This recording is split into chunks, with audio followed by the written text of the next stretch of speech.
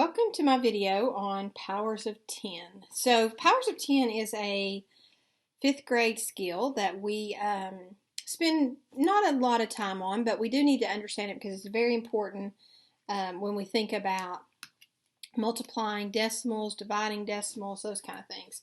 So when we look at powers of 10, we introduce in 5th grade the base and the exponent. And when we think about our base does not have to be 10, but we begin with the base being 10, and then this is what we call our exponent. Now, what does that mean for us? Well, it means a couple things. It means that when we look at powers of 10, this is not 10 times 3. A lot of students think that that is 10 times 3. It's not 10 times 3. It is 10 3 times. Okay? And so we consider this a mental math problem. And what I teach the students is you're really multiplying 1 times 1 times 1, which of course is 1. And then you're just adding up your zeros, which is 3 zeros. And then you're going back and putting your comma every 3 digits. So 10 to the 3rd power is really 10 times 10 times 10. Now, that is our basic powers of 10. If we want to take it a little bit further, which I think is important when you look at exponents, same rule applies if your base is not 10. So let's just take a base of 3. Okay, so our base is going to be 3 here. And our exponent is going to be 2.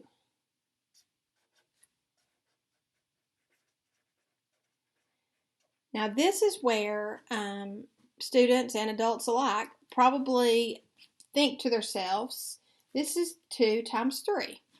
It is not 2 times 3. It is 3 times 3.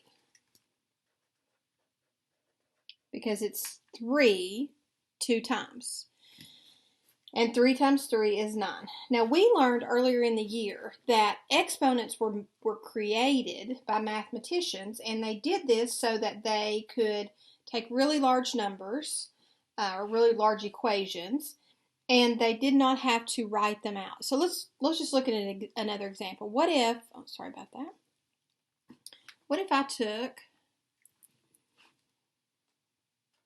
3 to the 9th power? Now, that would mean in mathematical terms that I would have to write 3 9 times.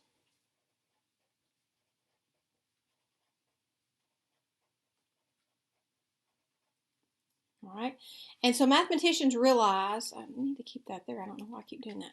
Mathematicians realize that that was way too much work when it came to powers of 10. So what they did was they came up with an exponent. Now, if you're looking at this problem, this is something that if you were going to work this out, we would never work this out as mental math.